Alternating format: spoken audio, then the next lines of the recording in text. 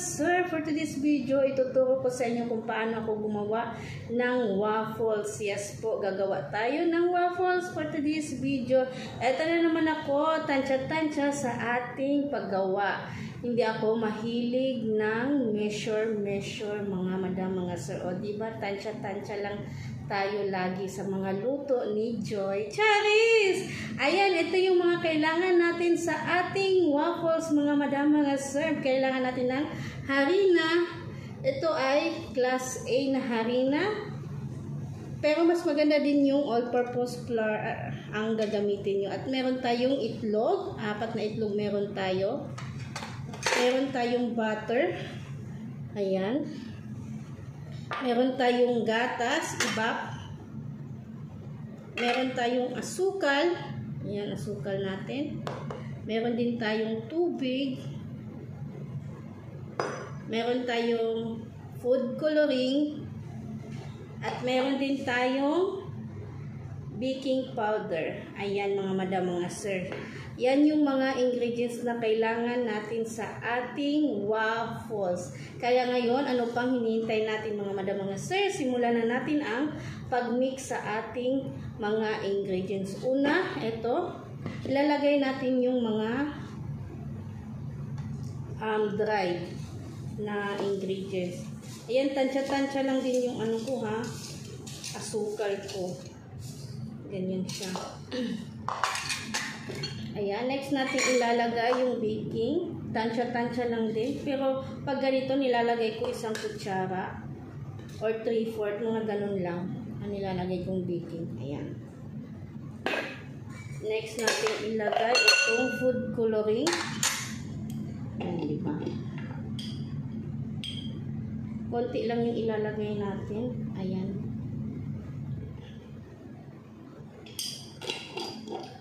Ayan. Next, imimix lang natin yung mga dried ingredients.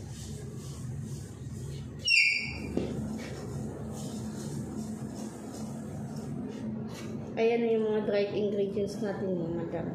And next natin ihahalo mga madam, mga sir, ay itong mga liquid ingredients. Diba? Unahin muna natin yung itlog.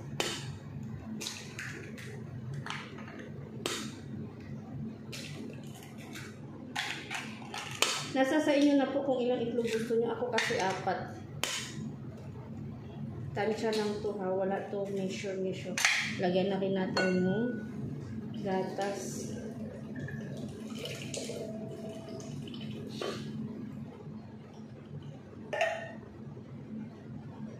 Next, lagay na natin yung butter.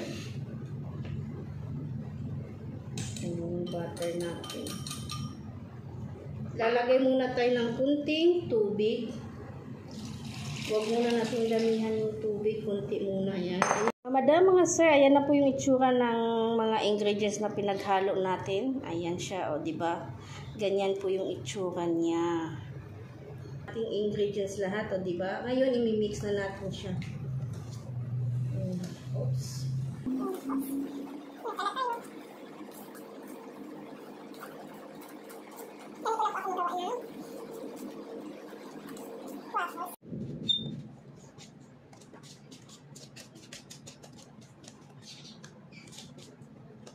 Ayan, ngayon dadagdagan natin siya ng tubig ulit.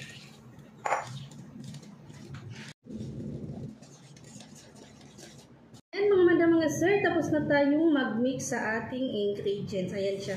Ganito dapat yung mixture nyo mga madam, mga sir. Ganyan dapat yung mixture nyo sa inyong waffles. O diba? Ganyan ako magawa ng waffles mga madam, mga sir. Kasi dapat ganyan yung mixture nyo.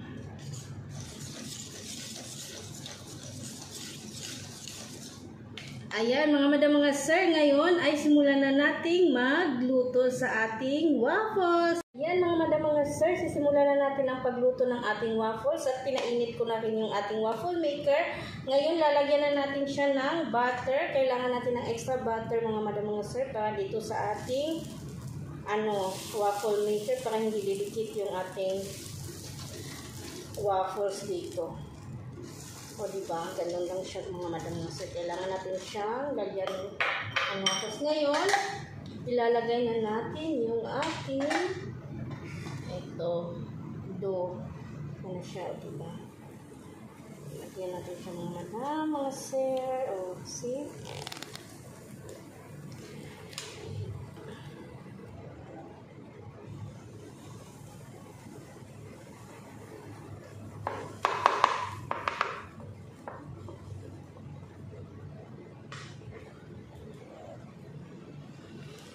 Apat po ang nagagawa nitong waffle maker na ito mga madam and sir.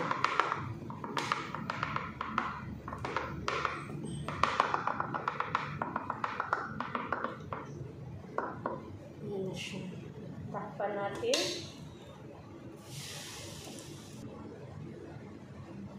Yan mga madam mga sir, kailangan natin na siyang i-check kung okay na. Ayan na siya mga madam mga sir. O diba? Ang bilis lang. Ganun lang po kabilis magluto ng waffles. Ibaliktad ko lang siya para yung sa ano din, medyo magpula-pula.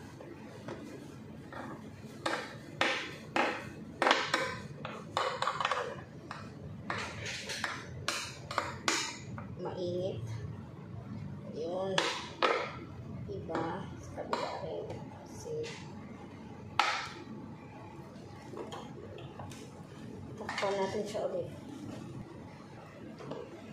Ayan, mga madam, mga sir, nakaluto na tayo. Ayan, natapos na magluto. O, luto na to siya. O, diba? Mabilis lang magluto ng waffles.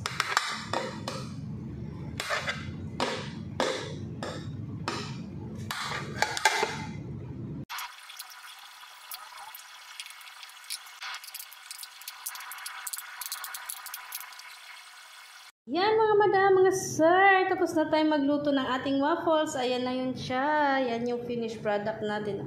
O diba? Ayan, ganyan siya kasarap mga madam, mga sir. Madam, mga sir, kasi tapos na tayong magluto. Ayan na yung waffles natin. O diba? Masarap yan. Ayan mga madam, mga sir, sana may natutunan kayo sa aking pagluluto sa araw na ito. At sana gawin nyo rin ito or itry nyo to sa inyong bahay. Ayan lang mga madam, mga sir. Maraming salamat sa panonood. Love lots!